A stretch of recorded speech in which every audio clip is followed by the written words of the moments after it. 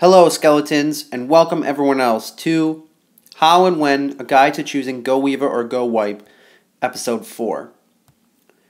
Remember the disclaimer, this guide does not try to prove the superiority of either GoWiVa or GoWiPe, it just tries to highlight the factors that would suggest using either GoWiPe or GoWiVa depending on the certain base to make you more tactically aware of these factors and ultimately become a better attacker and better at executing each of these attacks. So let's get started. In episode 3, we compared the unit death over time of Valkyries and P.E.K.K.A.s. Now in episode 4, we're going to compare how the damage output over time analysis we ran in episode 2 is factored against the unit death over time in episode 3. And when comparing these, I've come up with this dwindling efficacy effect. Now this effect tries to answer the question of how much damage they're really doing over time when compared to their unit death. Remember, because now we can't assume that these troops are living the same amount of time. So, a couple of things that go into this effect. First, we have to assume that 10 Valkyries equals 3 P.E.K.K.A.s. This is because in a standard GoWiVa, there are 10 Valkyries, and in a standard GoWiPe, there are 3 P.E.K.K.A.s. So there are 3 parts to the effect. 1, the effect that traps have on both attacks. 2, the kill time ratio. And 3, the actual dwindling efficacy ratio. Now the word efficacy means the ability to produce a desired result. So in this case, it's how much damage over time are my units doing when divided by the actual time it takes for them to die. So how does that work? So first, let's go into the effect of traps. Traps affect Valkyries much more than they affect P.E.K.K.A.s, and we can realize this by just running some simple math. If a big bomb were to hit all 10 Valkyries, it has the possibility of doing 2,250 damage, or only 675 for P.E.K.K.A.s. This is a greater amount, much greater amount, and it's also is a higher percentage of the total health of the 10 Valkyries when compared to the 3 P.E.K.K.A.s. So, big factor there. Same thing with the bombs. 340 damage to 102 damage for P.E.K.K.A.s.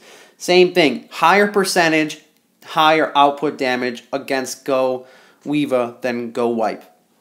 And then finally, spring traps are the biggest deal, potentially raid destroying for GoWiVa. If you have 2 or 3 Valkyries get hit by a spring trap right away, you are going to be put way back when compared to a GoWiPe, because literally P.E.K.K.A.s do not get affected by spring traps, and that's a really big deal.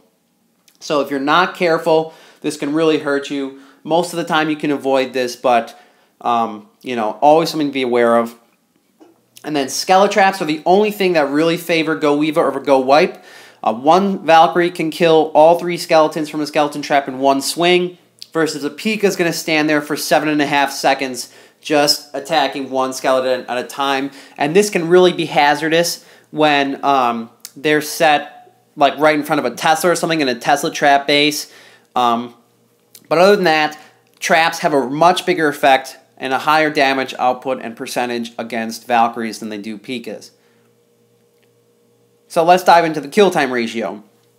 So if we take the average time a non-Tesla turret takes to kill each unit and average that with the time just a Tesla takes to kill each unit, we find that the average for all turrets to kill each unit by level, and if we average those, we find the average time of the average P.E.K.K.A.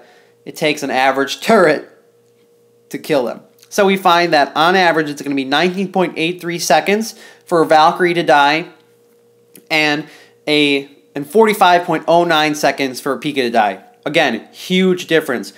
2.25 about times as much. So, like I just said, when we divide those, 2.27 to 1 kill time ratio P.E.K.K.A.s to Valkyries. This means that on average at a standardized attack, P.E.K.K.A.s are going to be living 2.27 times as long as the average Valkyrie. So how can we apply this? So let's look at the chart. If we chart the damage output over time for each group, we find that, well, we can start by using the scale of 90.83, since that's how long it takes a Valkyrie to die, like one Valkyrie to die. We can compare the damage output. So 1055 for Valkyries, and that's just the average of the damage per second of levels 1 through 4, and 810 for P.I.K.A.s, which is the average of levels 1 through 3 damage per second. We find that P.I.K.A.s, because they just have 3 of them, are going to be dying every 45 seconds, and they do a big step down, where Valkyries just decrease linearly. So at about a minute in, a P.I.K.A. dies. Well, it goes down to 540. At 100 seconds, another P.I.K.A. dies. And then at 138 seconds in, we have the last P.I.K.A. dying, and now we have the 316, 211, and 105 that the Valkyries are going to be doing for a full 60 seconds. Remember, these numbers, this time, is just if one turret was attacking the group of 10 Valkyries and if one turret was attacking the group of 3 P.I.K.A.s. If there were more turrets than that attacking, you would just divide this time by 1 or 2 or 3, however many turrets are attacking, and the ratios would be the same. So just for ease, we're going to do 1. So this is what that will look like graphically. So if we did it this way, it would appear that Valkyries are doing more damage over time all the time. Remember, if one turret was targeting each group. But how do we account for the fact that we just already proved that P.I.K.A.s are going to be living 2.27 times as long as the Valkyrie? Let's go back to the same chart now. Using the same scale, we can run the same comparison. However, now we're going to multiply the P.I.K.A. damage per second by the kill time ratio. And now we find that they have a much higher initial damage output at all points. Then we can sum those damages and divide them and find the dwindling efficacy effect ratio of 1.58 to 1 P.I.K.A.s to Valkyrie. This means that at all times, P.I.K.A.s are going to be doing 1.58 times the damage output that Valkyries are doing due to their ability to survive longer against traps, against turrets, whatever. Everything considered, P.I.K.A.s are going to be living and doing, P.I.K.A.s are going to be doing 1.58 times the damage that Valkyries are going to be doing.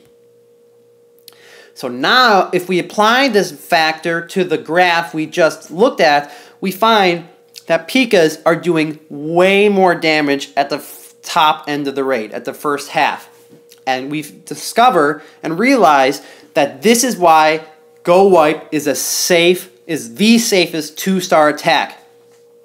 All this area represents the greater chance of GoWiPe getting a 2-star higher than GoWiVa getting a 2-star.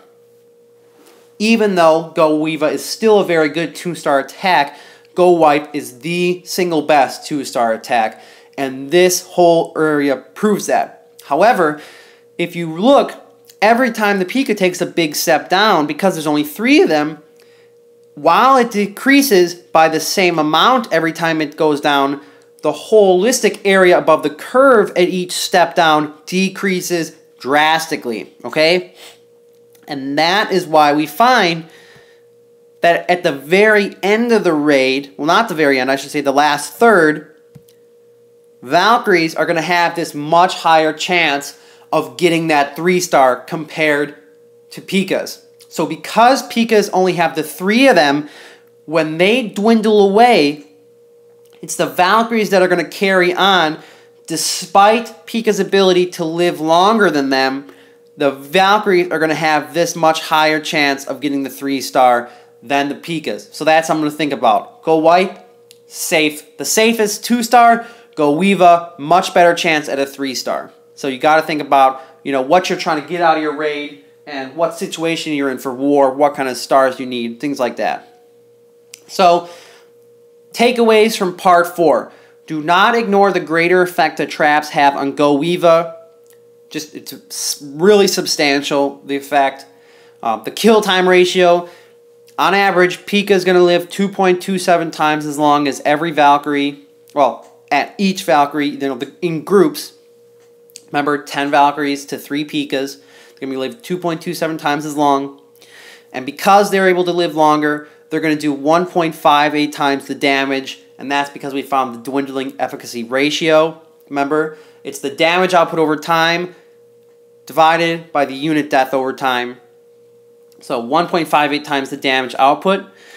So, takeaways, general rules of thumb, GoWiVa and GoWiPe, they're both designed to be quality 2-star attacks, but GoWiVa has a really substantial, better chance of getting a 3-star than GoWiPe. Remember, GoWiPe, one of the best, probably the best 2-star attack, safest 2-star attack, but ultimately has one of the worst chances of a 3-star. So you have to weigh whether getting the 2-star, the higher chance of getting the 2-star is better than the chance of getting a 3-star, while also having a pretty good chance of getting a 2-star. So remember, things to consider. I'll be doing another video that has some base layouts so we can try to really identify some of these factors that I've talked about in parts 1 through 4, and so I can describe them to you and try to highlight them in some real bases. So until then, stay spooky, everyone, and I hope you enjoyed part 4.